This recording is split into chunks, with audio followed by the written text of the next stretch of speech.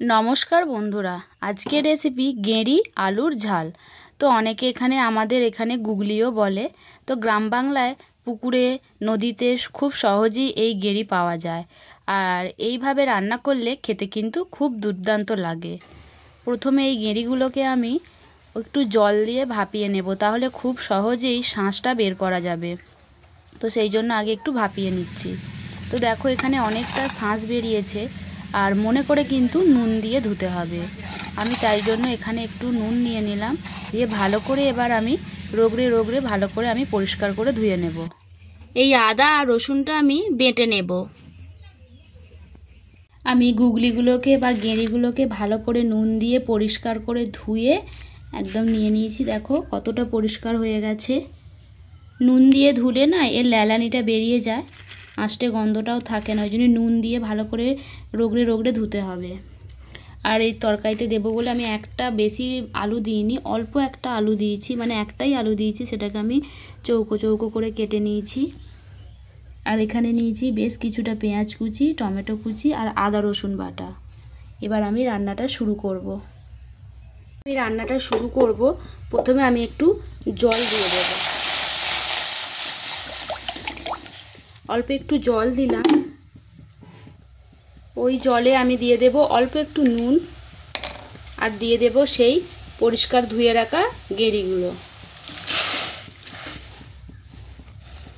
আমি অল্প করে একটু ভাপিয়ে নেব, বেশি ভাপাবো না, অল্প করে একটু ভাপিয়ে নেব, যাতে এর কষটা বেরিয়ে যায়। তাহলে আর আঁশটে গন্ধ ছাড়বে না, খেতে আরও বেশি ভালো লাগবে। ভালো করে ভাপানো হয়ে গেছে, এবার আমি নাবিয়ে নেব, জলটা ঝারিয়ে নেব।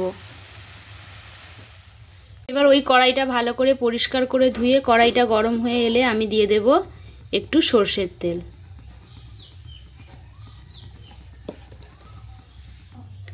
ওই তেলে দিয়ে দেব সেই গেঁড়িগুলো, দিয়ে একটু ভেজে নেব।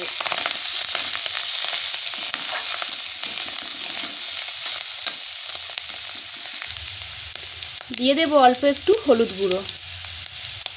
আর বন্ধুরা, এটা মাথায় রাখতে হবে, বেশি কিন্তু ভাজা যাবে না, বেশি ভাজলে শক্ত হয়ে যাবে। হালকা আঁচে শুধু জাস্ট নেড়ে চেড়ে একটু ভেজে নেব। এবার আমি নামিয়ে ফেলব।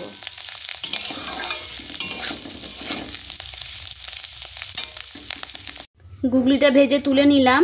এবার আমি রান্না করার জন্য দিয়ে দিলাম একটু তেল, আর ওই তেলের মধ্যে দেব ফোড়ন। ফোড়নে আছে গোটা জিরে আর অল্প সামান্য গোটা গরম মশলা আর তেজপাতা।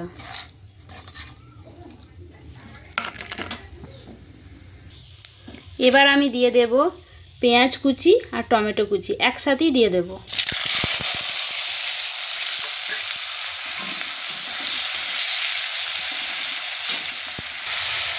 ভাজার সময় অল্প একটু নুন দিয়ে দিলাম, তাড়াতাড়ি ভালো করে ভাজাটা হয়ে যাবে।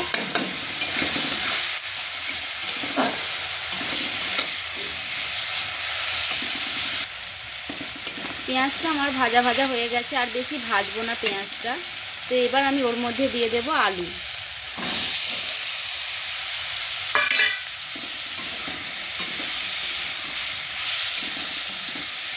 আলুটা দিয়ে আমি বেশ কিছুক্ষণ হাতে সময় নিয়ে আলুটা ভেজে নেব।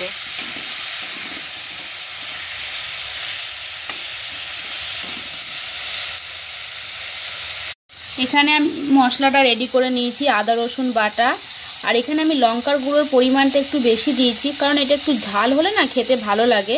যারা ঝাল খান না তাদের আলাদা ব্যাপার, তারা একটু অল্প দেবেন। আর হলুদ গুঁড়ো আর জিরে গুঁড়ো। আলুটা আমার বেশ ভাজা হয়ে গেছে, আর আমি আর ভাজবো না। এবার আমি ওর মধ্যে সেই মশলাগুলো দিয়ে দেব। ভালো করে এবার কিন্তু কষাতে হবে। আলু মশলা একসাথে ভালো করে হাতে সময় নিয়ে কষিয়ে নেব। অল্প একটু জল দেব, অল্প একটু জল দিয়ে দিই। সেই বাটিটা ধুয়েই একটু জল দিয়ে দিলাম, দিয়ে এবার কষাতে হবে ভালো করে। মশলা আলু পেঁয়াজ আমি ভালো করে কষিয়ে নেব। কষানোর সময়তেই আমি সেই ভেজে রাখা গেঁড়িগুলো দিয়ে দেব।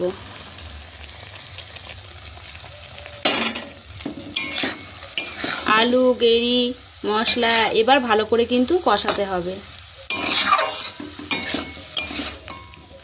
5 মিনিট ধরে কষিয়ে নেব আমি। যত বেশি কষানো হবে তত বেশি স্বাদ হবে। ভালো করে আমি কষিয়ে নিচ্ছি। তারপরে খুবই অল্প জল দেব, মানে সিদ্ধ হবার মতো, রান্নাটা হবার মতো অল্প জল দিয়ে আমি ঢাকা দিয়ে দেব।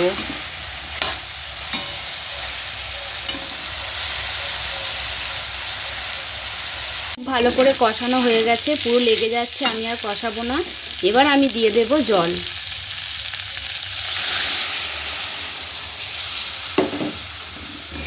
জল দিয়ে যেগুলো গায়ে লেগে গেছে সেগুলোকে একটু ভালো করে একসাথে মিক্স করে নেব। আর কিন্তু আমি কোনো জল দেব না, এইটাতেই রান্নাটা হয়ে যাবে। এবার আমি ঢাকা দিয়ে রান্নাটা হতে দেব।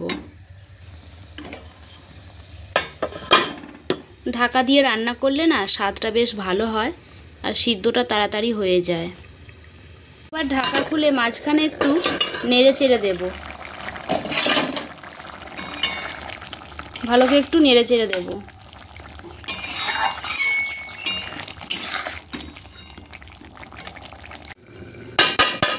এবার আমার দেখো পুরো রান্না আমার হয়ে গেছে, আলুও সিদ্ধ হয়ে গেছে, একদম মাখা মাখা গেঁড়ি গুগলির ঝাল আমার রেডি।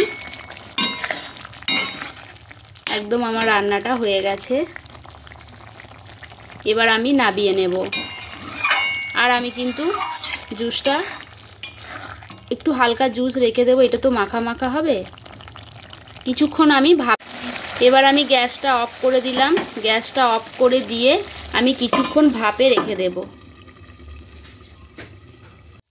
তো আমার গেঁড়ি গুগলির ঝাল আলু দিয়ে তৈরি হয়ে গেছে। খেতে কিন্তু এইভাবে রান্না করলে খেতে সত্যি ভালো লাগে। আর এখন গ্রামেও না প্রায় বিলুপ্ত হয়ে যাচ্ছে, এখন নদীতে পুকুরে সব ওষুধ দেয়, তো ওই জন্য গেঁড়ি গুগলি পাওয়া যায় না চট করে। আর শহর অঞ্চলে তো মানে একটু কমই পাওয়া যায়। তো বন্ধুরা, তোমরা যারা নতুন আছো তারা আমার পাশে থেকো, চ্যানেলটিকে সাবস্ক্রাইব করে দিও। আর তোমাদের কাছে অনেক অনেক ভালোবাসা রইল আমার।